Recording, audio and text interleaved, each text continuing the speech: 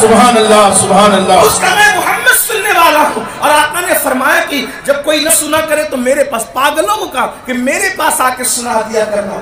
اللہ اکبر. یہ میرے آقا کی غریب پروری کا انداز تھا. پاگلوں کے ساتھ یہ سلوک ہے، عقل والوں کے ساتھ کیا سلوک ہوگا. اسی لیے تو ہم ایک عقیدہ رکھتے ہیں، ہماری کوئی سنے نہ سنے، ہماری سننے والے مصطفیٰ جان رحمت ہے. میرے امام نے کہا گوش شہ کہتے ہیں، گوش شاہ کہتے ہیں، فریاد رسی کو ہم ہیں، وعدے چشم ہے بخشائیں گے گریا ہو کر. حضور کے کان میں حضور علیہ السلام کی جو زلفیں تھی نا، جو بال تھے، جب اس میں کنگھی نہیں ہوتی تھی تو وہ کان تک آتے تھے، اور کنگھی ہوتی تھی تو وہ کندھے تک آتے تھے. تو امام فرماتے ہیں وہ کان تک کیوں آتے تھے؟ اس لیے کہ بال جب کان تک آتے تو ایسا لگتا ہے جیسے کوئی انگلی کا اشارہ کر رہا ہے. تو وہ بال زلفیں اشارہ کرتی تھی، مجرموں، پریشانوں، مصیبت زدوں، گھبراؤ نہیں، کوئی سنے نہ سنے، یہ کان سننے کے لیے. سبحان اللہ. اور جب کنگھی ہو کر کے وہ زلفیں کندھے تک آتی تھی تو کندھے پر آ کر کے زلفیں یوں لٹک جاتی ہے تو وہ اشارہ کرتی تھی تمہارا بوجھ کوئی اٹھائے نہ اٹھائے، یہ کندھے تمہارا بوجھ اٹھانے کے لیے کافی. جس کو بارے تو عالم کی پرواہ نہیں، ایسے بازو کی قوت پہ لاکھوں. سبحان اللہ سبحان اللہ. اب وہ سیرت مصطفیٰ کا عکس جمیل کہ غریبوں کی جس کی کوئی نہ سنے اس کی میرے آقا سنتے تھے، اس کا عکس جمیل غریب نواز کی زندگی میں دیکھیں. ایک کسان جس پر ٹیکس لگ گیا زیادہ. غریب نواز کے دور میں بادشاہ کے لوگوں نے، اہل اقتدار نے کسان پہ ظلم کیا اور اس پہ ٹیکس لگا دیا زیادہ. پھر کیا ہوا؟ وہ کسان کہاں گیا؟ اس نے سوچا کہ میری کوئی نہیں سنے گا. کسان کی ہے کوئی سننے والا؟ غریب کسان تھا وہ، اس کی کون سننے والا تھا؟ غریبوں کی کون سنتا ہے؟ ٹھیک. اس کسان نے سوچا میری کوئی نہیں سنے گا، کس کے پاس جاؤں؟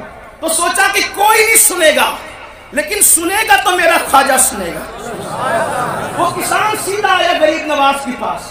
غریب نواز کی سیرت میں لکھا ہے، آج سے 800-850 سال پہلے کا واقعہ ہے کہ جب کسان پہ ظلم ہوا اس کی کسی نے نہیں سنی تو وہ غریب نواز کے پاس آیا. کہنے لگا خواجہ بادشاہ نے مجھ پر ظلم کیا، ٹیکس زیادہ لگا دیا، اور اب میں غریب ہوں، میری سفارش کون کرے؟ میں غریب ہوں، میری سفارش کون کرے؟ تو میں نے سنا ہے کہ دلی کا بادشاہ آپ کے مرید کا مرید ہے، اگر آپ اس کو حکم دے دیں گے تو میرا مسئلہ حل ہو جائے گا. کسان نے کہا میرا مسئلہ حل ہوگا کیونکہ وہ آپ کے مرید کا مرید ہے. قربان جائیں، کسان کو بھی یہ یقین تھا کہ جو مرید لوگ ہوتے ہیں وہ اپنے پیر کی بات مانتے ہیں، اور اس نے پیر کا سہارا لیا. اللہ اکبر. اور پھر اللہ اکبر، غریب نواز سے اس نے کہا سفارش کر دے. اس کسان کی سوچ یہ تھی، غریب کسان کی، کہ میں خواجہ کے پاس جاؤں گا، خواجہ کوئی لیٹر دے دیں گے اور بادشاہ سے میرا کام ہو جائے گا. مگر قربان جائیں وہ غریب نواز تھے، رسول اللہ کی اولاد تھے، حضور کی آل پاک تھے، علی کے بیٹے تھے، فاطمہ الزہرا کے لخت جگر تھے، دل میں دھڑکتا ہوا دل رکھتے تھے. کسان پر ہوتا ہوا ظلم غریب نواز دیکھ نہیں سکتے تھے، تو غریب نواز نے کوئی لیٹر دینے کی بجائے فرمایا چل میں تیرے ساتھ چلتا ہوں، چل میں تیرے ساتھ چلتا ہوں. کسان کو کہا چل میں تیرے ساتھ چلتا ہوں. اور غریب نواز اجمیر شریف سے دلی تک اس کسان کے ساتھ گئے.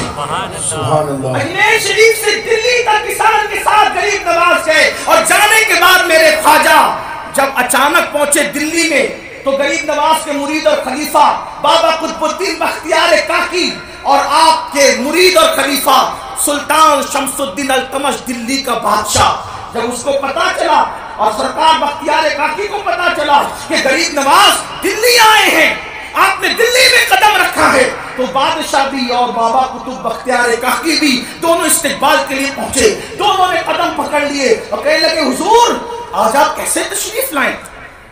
آپ کیسے آئے؟ اطلاع بھی نہیں دی، بغیر اطلاع کے آ گئے. غریب نواز نے فرمایا چونکہ کام میرا تھا اس لیے میں آ گئے.